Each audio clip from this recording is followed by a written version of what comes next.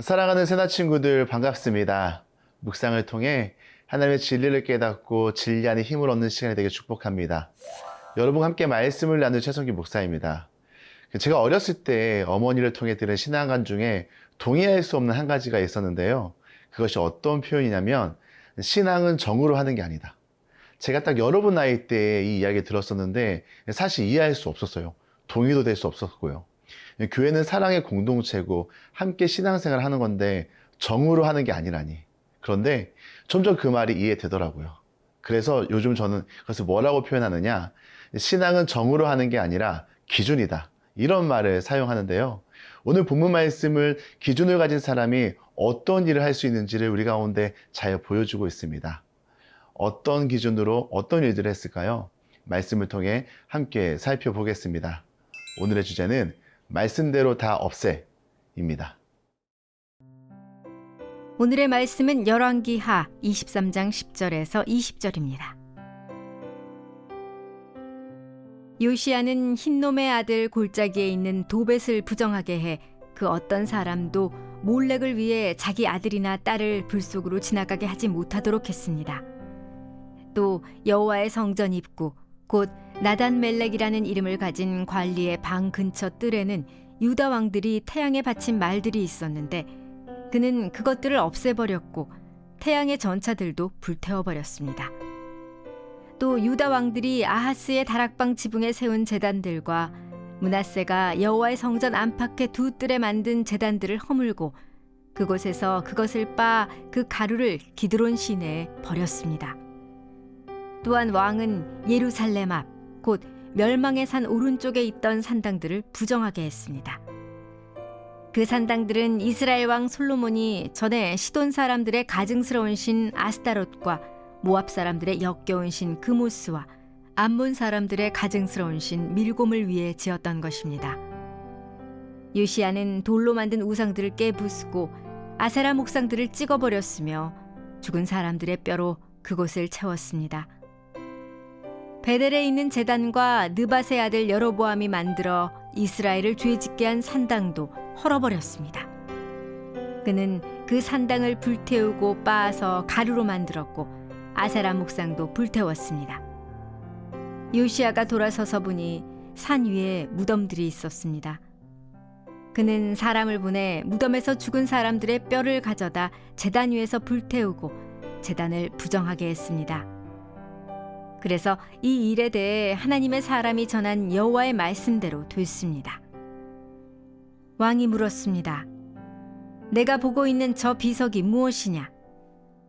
그 성 사람들이 말했습니다. 그것은 하나님의 사람의 무덤입니다. 그는 유다에서와 왕께서 베델 제단에 하신 이 일에 대해 예언한 사람입니다. 왕이 말했습니다. 그대로 놔두라. 그의 뼈들은 아무도 건드리지 못하게 하라. 그래서 그들은 그의 뼈들과 사마리아에서 온 예언자의 뼈들을 그대로 놔두었습니다. 요시야는 이스라엘 왕들이 사마리아 여러 성에 만들어 여호와의 진노를 자아냈던 그 산당들을 없애고 부정하게 했습니다.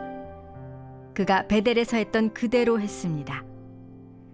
요시야는 거기 있던 산당의 모든 제사장들을 그 제단 위에서 죽이고 사람의 뼈들을 그 위에서 불태운 후 예루살렘으로 돌아왔습니다.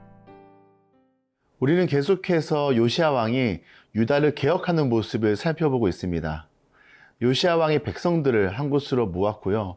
다 함께 하나님의 말씀을 듣게 했죠. 말씀을 통해 이스라엘 백성들이 놓치고 있었고 잊어버리고 있었고 희미해져버린 신앙의 기준들을 다시 세우게 됩니다. 이제 그 기준을 가지고 우상들을 하나하나씩 처리해 나가기 시작하는데요. 우리 10절 말씀 함께 읽겠습니다. 요시야는 흰놈의 아들 골짜기에 있는 도벳을 부정하게 해 그 어떤 사람도 몰렉을 위해 자기 아들이나 딸을 불 속으로 지나가게 하지 못하도록 했습니다. 흰놈의 아들 골짜기 도벳을 정리합니다. 도벳은 산당 이름인데요. 당시 이곳에서 모압의 신 몰렉에게 자식을 불태워 제물로 바치는 잔혹한 의식이 이루어졌습니다. 요시야는요, 도벳을 싹 정리하여 어떤 사람들도 자녀들을 몰렉에게 바치는 일을 하지 못하게 했고요. 그리고 태양신을 섬기기 위해 세워진 말과 전차들을 모두 없애버립니다. 뿐만 아니라 우상의 제단들을 제거하는데요. 당시 그들의 선조들이 세운 제단들을 모두 제거하고 기구들을 태워버립니다. 이것은요, 유다 땅이 얼마나 썩어 있는지 하나님의 백성이라고 말하기 부끄러울 정도로 타락하였음 우리 가운데 보여줍니다. 우리는요, 요시야를 통해 진정한 회개가 무엇인지를 보게 됩니다.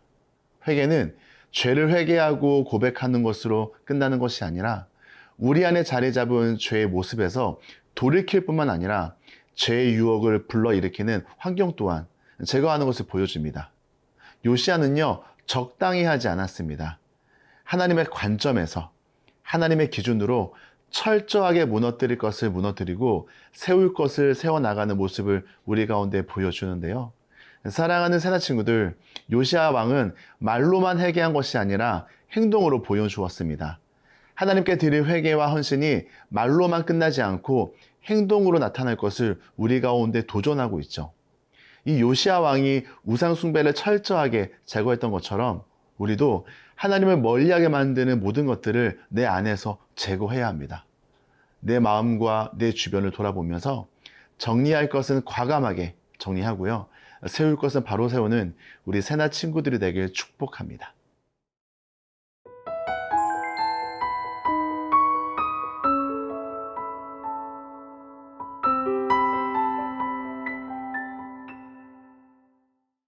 이 요시야는 재위한 지 12년째 되던 해부터 대대적인 종교 개혁을 시작합니다. 유다와 예루살렘 전역의 한대한 우상들을 모조리 제거하라는 명을 내리는데요. 이 요시야의 열정은 멈추지 않고 한 민족이었지만 지금은 분열되어 갈라진 북이스라엘까지 올라갑니다. 그리고 우상 숭배의 중심지인 베델부터 수도 사마리아까지 다니며 산당들을 모두 불태우며 우상을 섬기는 제사장들을 처리하는데요. 이 요시야가 이렇게 움직일 수 있는 영적 비결은 무엇일까요? 말씀대로 단호하게 나갈 수 있는 비결은 무엇일까요? 첫째는요, 하나님의 말씀을 마음에 품었기 때문입니다.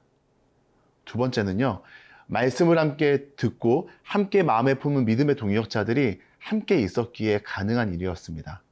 사실 이렇게 강한 개혁을 할 때에 이슈가 되는 것 중에 하나가요, 사사로운 정입니다. 관계이죠. 분명 이리저리 여러 관계가 얽혀 있지만 이들에게 있어 신앙은요, 정으로 하는 게 아니었습니다. 기준이었습니다. 그렇게 관계로 찾아오는 많은 유혹들을 이길 수 있었고요. 또한 개혁을 실행하는 자들을 매수하기 위한 많은 유혹들이 있었는데요. 이러한 상황 속에서 요시야와 그의 동역자들은 흔들리지 않고 하나님의 뜻을 이루기 위해 단호하게 나아갔습니다.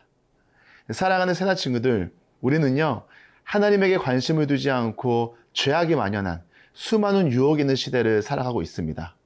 이러한 시대에 우리의 생존 무기는 무엇이냐? 바로 그것은요, 하나님의 말씀을 날마다 듣고 우리 마음에 새기는 것입니다. 그런데요, 혼자 새기는 것이 아니라 함께 새김으로 동역자들과 함께 하나님의 뜻을 이뤄가는 것입니다.